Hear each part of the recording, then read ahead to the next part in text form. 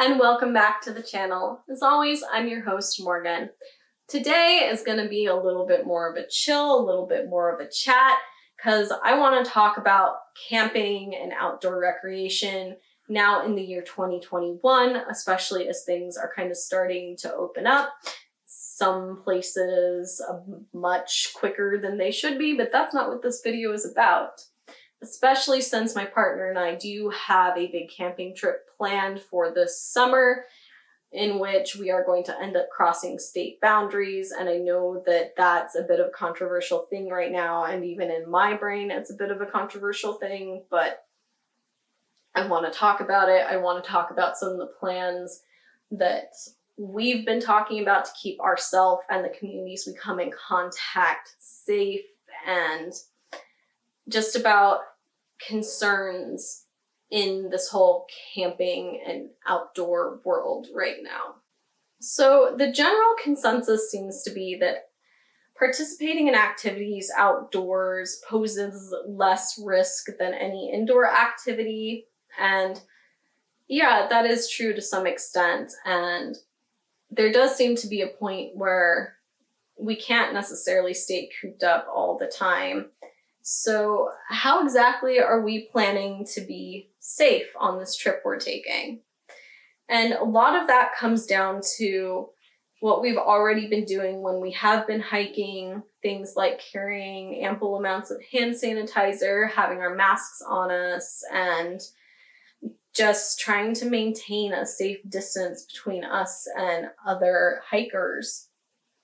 Because even though you're outdoors, it's still necessary to not get too close to people that you don't know, so you don't pass on those germs, to make sure we're sanitizing our hands before and after we're touching public spaces like the public restrooms at trailheads, and making sure we wear our mask when we come into contact with other hikers in the way of passing each other or stopping in kind of common stopping areas for breaks or snacks, or even choosing another location to stop. So our chosen way of camping is basically car camping with a tent. And that in and of itself is probably safer than the hotel, just because you are outside when you come into contact with other people. You're not necessarily as likely to pass other people as often. And the places that we're going, it does seem like the campgrounds are only being allowed to fill to a fraction of their full capacity.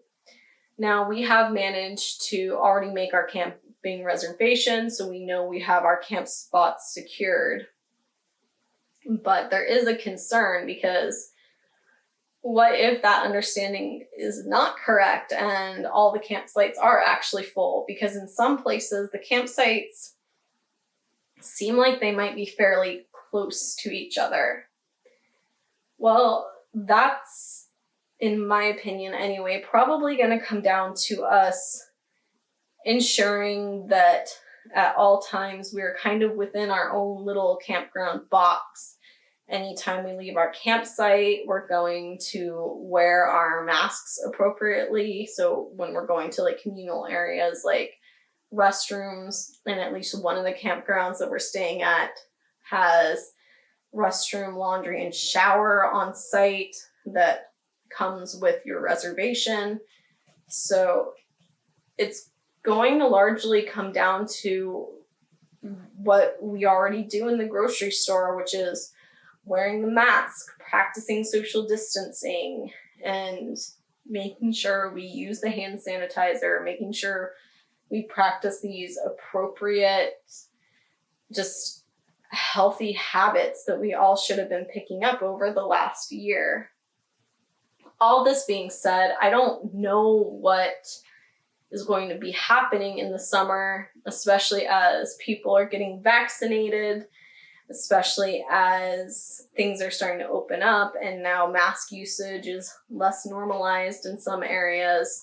Not in the state I'm in California, where masks are still mandated. And it's an interesting thing to think about, because I know that we will come in contact with people from other areas as well. And it's a little concerning, but at the same time, as long as we're practicing our safe social distancing, mask wearing, all that stuff, it should be okay, and at least we'll have the peace of mind of knowing that we're not recklessly endangering anyone else, or that we're at least doing our best not to recklessly endanger anyone else. Most of our trip is going to be spent hiking and doing things like that, so hopefully away from the masses, if you will. But of course, there are going to be those inevitable things like stopping at the little general stores at the grocery store for resupply.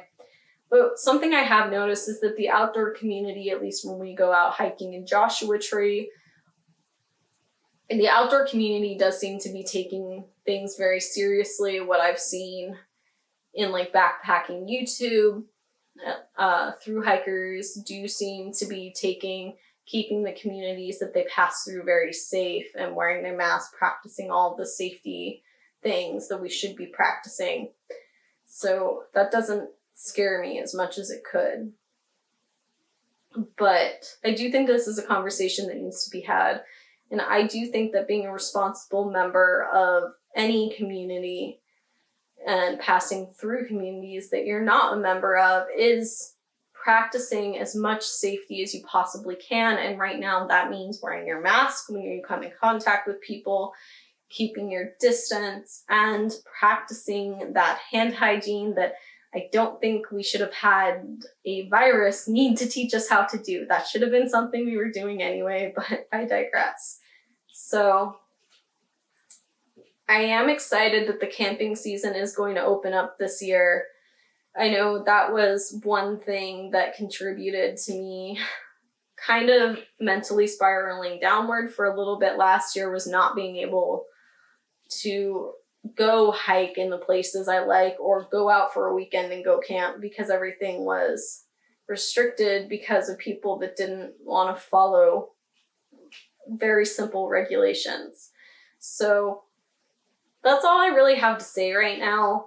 Like I said, this was more of like a chill chat, and I do think it's a conversation that needs to be had.